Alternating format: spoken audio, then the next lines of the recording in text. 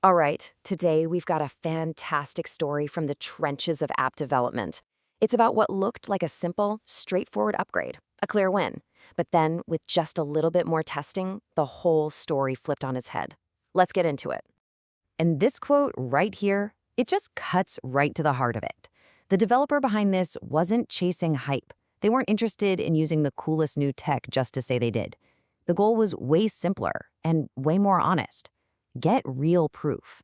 Does this new thing actually make the product better for the user? Or does it just sound good on paper? So what were the two contenders in the ring?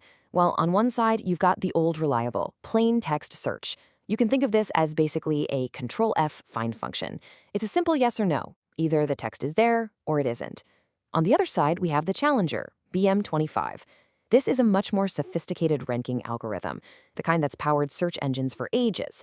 It doesn't just find matches, it scores them by relevance. The big question was, is all that fancy sophistication actually going to make a difference over a system that honestly was already working pretty well? To get a real answer, you can't just wing it. You need a proper, fair test. This isn't about gut feelings or what seems like it should be better. It's about building a system to measure the impact objectively. So they built this brilliant, fully automated pipeline to take any human bias right out of the equation. Step 1, the app runs through a list of test questions, or prompts, and saves all the answers. Step 2, a totally separate AI model acts as a judge and scores every single one of those answers for quality. And finally, step 3, a script crunches all that data and spits out a simple, clear report. It's a clean, repeatable, data-driven process. And this was the golden rule, the single most important rule of this whole experiment. It sounds so obvious, but it is so easy to mess up. To really know if BM25 was the reason for any change, it had to be the only thing that was different. I love this analogy because it's perfect. Imagine you're tweaking a machine.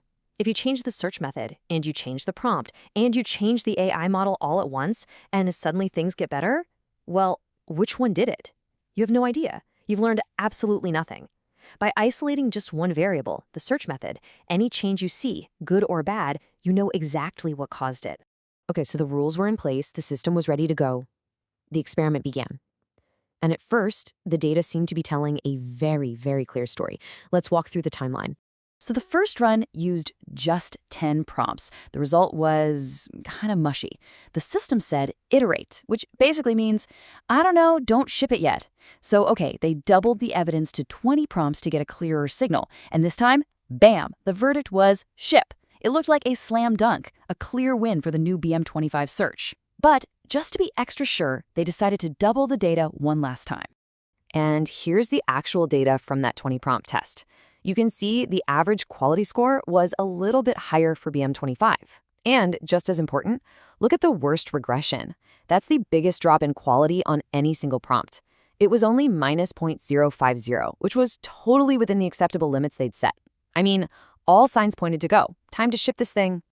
Or was it? This is where our nice, simple story takes a huge, dramatic turn. That final test, the one run on 40 prompts instead of 20, it uncovered something that the smaller dataset had kept completely hidden. Okay, take a look at this final report. If you just glance at the average quality, yeah, it's still a tiny bit better for BM25. But then, look at the automated verdicts down at the bottom. Plain text better, reject. So what happened?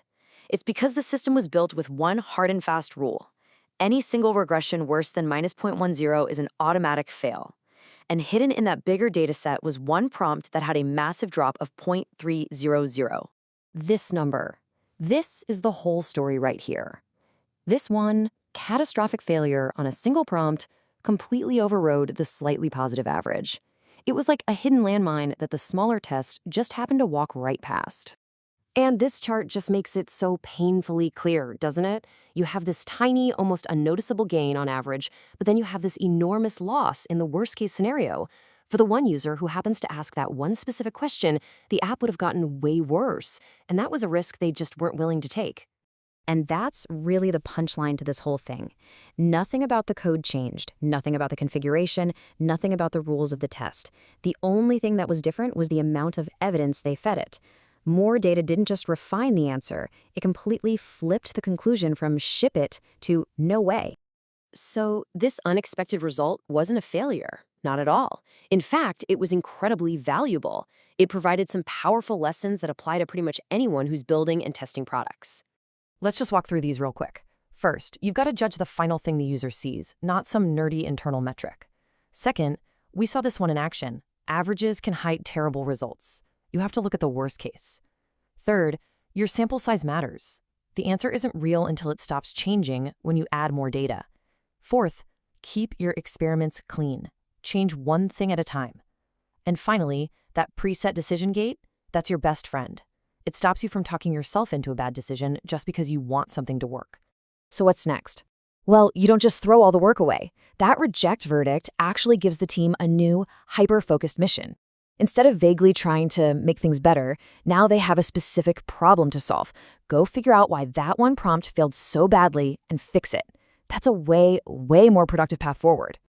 And that brings us to the final thought we want to leave you with. It's a tough question to ask ourselves about our own work, really. It forces you to think, is my confidence based on enough evidence? Or could a massive failure be hiding just around the corner, waiting for that next batch of data? Something to think about.